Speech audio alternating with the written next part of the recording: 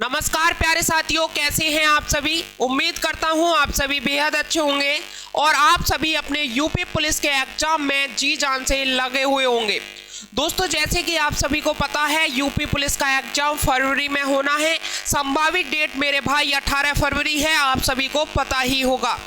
इसी को मद्देनजर रखते हुए काफ़ी ज़्यादा छात्र परेशान हो रहे हैं और उनका मेरे पास में भैया कमेंट भी आ रहा है और ये क्वेश्चन भी काफ़ी ज़्यादा पूछा जा रहा है मेरे से कि सर हम इन 28-29 दिन में ऐसा क्या करें जो हमारा स्कोर है वो बेहद ज़्यादा अच्छा हो जाए और जो 50,14,926 फॉर्म भरे हैं उनमें से हम अलग निखर कर आएँ और हमारा सिलेक्शन यूपी पुलिस 2024 में आ जाए और हम वर्दी में यूपी पुलिस की भैया 2024 वाली भर्ती में वर्दी में नजर आए।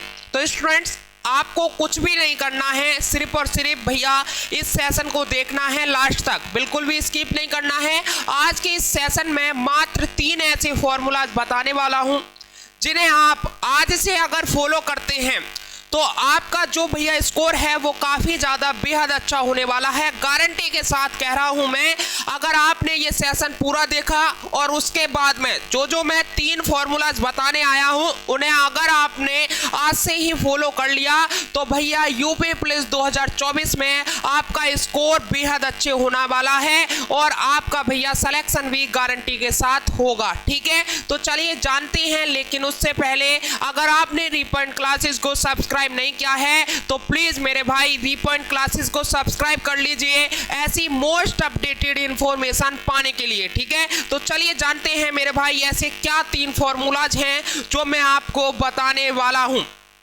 स्टूडेंट्स, नंबर 1, ठीक है, नंबर 1 भैया स्टडी। ठीक है, नंबर 1 क्या है? स्टडी। नंबर 2 भैया क्या है? प्रैक्टिस। ठीक है, क्या है भैया? प्रैक्टिस। और नंबर 3 क्या है भैया? Mock test. क्या है? Mock test. ठीक है भैया, क्या है? Mock test. राइट। अब इन्हें भैया आपको अपने आज से कैसे फॉलो करना है, मैं उम्मीद करता हूं स्टडी आपने काफी ज्यादा कर ली होगी। ठीक है, तो अब आपको क्या करना है? मॉक टेस्ट लगाना है और काफी ज्यादा स्टूडेंट्स भैया मॉक टेस्ट लगा भी रहे होंगे।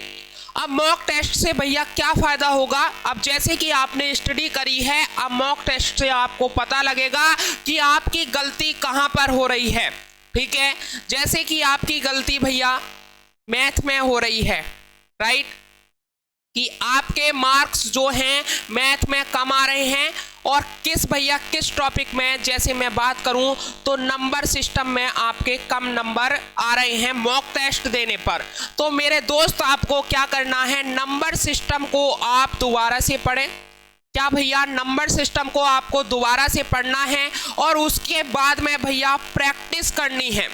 पढ़ने के बाद में प्रैक्टिस करनी है और अगर ऐसा आप करते हैं तो 100% मैं कह रहा हूं भाई कि आपका जो स्कोर है बेहद ज़्यादा अच्छा होने वाला है। ठीक है, सबसे पहले आपको क्या करना है भैया? अब मॉक टेस्ट भी देने हैं और मॉक टेस्ट कैसे देने हैं? मॉक टेस्ट भैया आपको कैसे देने हैं? मॉक टेस्ट आपको ऑफलाइन भी देने हैं और ऑनलाइन भी देने हैं। मॉक टेस्ट आपको ऑफलाइन भी देने हैं और भैया ऑनलाइन भी देने हैं। ठीक है, ऑनलाइन भी देने हैं।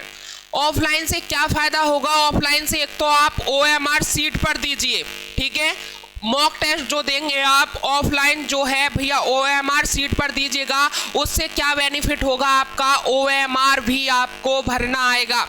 काफ़ी ज़्यादा स्टूडेंट जब एग्ज़ाम देने पहुंचते हैं तो वो OMR में भैया गलती कर देते हैं और उन्हें भैया पेपर भी आता है। ठीक है, तो भैया जब OMR में गलती कर दोगे तो वो आपकी कॉपी चेक नहीं हो पाती है। इससे क्या होता है भैया? आपका सिलेक्शन प्रोसेस जो है गड़बड़ हो जाता है और आपका सिलेक्शन नहीं हो पाता है। ठीक है, तो आपको जो मॉक टेस्ट है ऑफलाइन भी देना है और ऑनलाइन भी देना है। ऑनलाइन क्यों देना है? ऑनलाइन में आपको पता लगेगा कि भैया भैया आप किस रैंक पर आ रहे हो, आपका जो मॉक टेस्ट है वो कितने मार्क्स दे रहा है। ऑनलाइन में आपको सारा कुछ पता लग जाएगा, नेगेटिव मार्किंग वगैरह सब कुछ पता लग जाएगा। तो ऑनलाइन भी देना है और ऑफलाइन भी देना है, ठीक है। और जहां जहां आप गलती कर रहे हैं उसकी भैया स्टडी कीजिए, स्टडी करने के बाद में आपको प्रैक्टिस करनी है, ठीक है। अगर स्टूडेंट्स अगर आप ऑफलाइन भी मॉक टेस्ट दे रहे हैं और ऑनलाइन भी मॉक टेस्ट दे रहे हैं, इससे क्या होगा भैया, आपको पता लग जाएगा कि आप कितने पानी में हैं और आपसे कहां कहां गलती हो रही है, ठीक है। उस गलती को फिर आपको सुधारना है और उसके बाद में सुधारोगे कैसे भैया, स्टडी करनी है। जैसे कि कोई टॉपिक आपका भैया ज्यादा आपसे उस पर सवाल नहीं हो रहे हैं, ठीक है, या रीजनिंग हो या मैथ हो, चाहे जीके जीएस हो चाहे हिंदी हो, ठीक है। अब आप पर उस पर सवाल नहीं हो रहे हैं, कोई भी टॉपिक हो, तो फिर उसकी आपको स्टडी करनी है। स्टडी करने के बाद में प्रैक्टिस करनी है, फिर दोबारा से मॉक टेस्ट देना है। अब आपको कम से कम एक दिन में 2 मॉक टेस्ट देने होंगे भैया। कितने? 2 मॉक टेस्ट आपको एक दिन में देने होंगे, ठीक है। अच्छा भैया बात आती है इन 20 से 28 दिन में आपको किन किन सब्जेक्ट पर ज़्यादा ध्यान देना है। तो स्टूडेंट्स मैं आपके लिए बताऊं, सबसे ज़्यादा आपको भैया रीजनिंग पर, किस पर, रीजनिंग पर आपको ज़्यादा फोकस करना है, ठीक है। उसके बाद में आपको मैथ पर ज़्यादा फोकस करना है, मैथ पर, ठीक है। उसके बाद में आपको हिंदी पर भैया ज़्यादा फोकस करना है और उसके बाद में भैया जीके जीएस पर, ठीक है। अब जीके जीएस को मैं लास्ट में इसलिए लिख रहा हूँ, इसका रीज़न है अभी मैं आपके लिए बताऊँगा। अगर भैया जैसे कि आप मैथ और रीजनिंग का मॉक टेस्ट दे रहे हैं, आपने मॉक टेस्ट दिया और मैथ और रीजनिंग में जैसे कि मैथ में भैया मैथ में आपके अगर 30 क्वेश्चन भी सही हो रहे हैं, ठीक है, मैथ में अगर आपके 30 क्वेश्चन सही हो रहे हैं मॉक टेस्ट में, तो गारंटी के साथ लिखवा लीजिए 28 क्वेश्चन, 28 से 29 क्वेश्चन आप भैया एग्जाम में भी सही कर आओगे, राइट। अगर आपके भैया 55 क्वेश्चन भैया अगर आपके रीजनिंग में सही हो रहे हैं मॉक टेस्ट में, तो भैया गारंटी के साथ लिखवा लीजिए भैया 50 से 52 क्वेश्चन आप भैया एग्जाम में भी सही कर आओगे, ठीक है। अगर भैया हिंदी में आपके 35 क्वेश्चन सही हो रहे हैं, तो गारंटी के साथ लिखवा लीजिए 30 से भैया 32 क्वेश्चन आप एग्जाम में भी सही कर आओगे, ठीक है, राइट।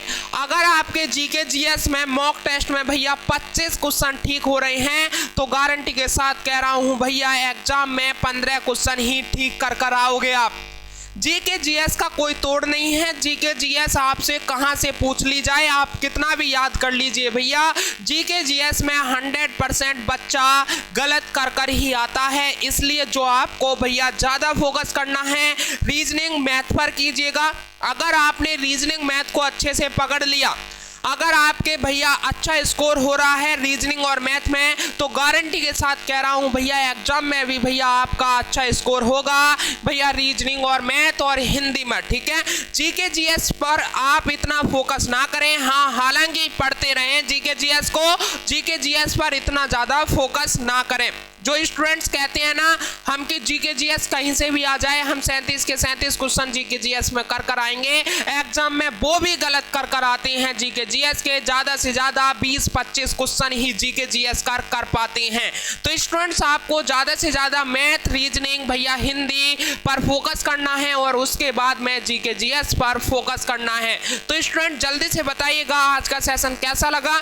अगर ये आपको 3 फॉर्मूलाज अच्छे लगे हैं तो भैया इन पर अमल करना आज से स्टार्ट कर दीजिएगा और आपका सिलेक्शन को कोई भी रोकने वाला नहीं है। फिर गारंटी के साथ मैं आपसे कह रहा हूं, अगर आपको हमसे किसी भी प्रकार का कांटेक्ट करना है, अगर आपको भैया हमसे कोई भी क्वेश्चंस पूछना है, तो हमसे आप डायरेक्ट कांटेक्ट कर सकते हैं। ये हमारी जीमेल आईडी है और ये हमारा इंस्टाग्राम पेज है, ठीक है। आप हमसे इन पर कांटेक्ट कर सकते हैं।